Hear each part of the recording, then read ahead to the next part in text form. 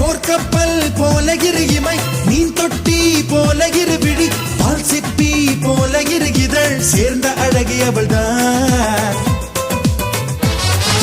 மின்காந்தம் போல ஒரு முகம், ஊசிப்பூ போல ஒரு இடை, கண்ட தூண் போல ஒரு உடல் கொண்ட மங்கையவள் தான். அவள் அழகென்ற வார்த்தைக்கு அகராதிதான், நான் சொல்கின்ற எல்லாமே ஒரு பாதிதான்.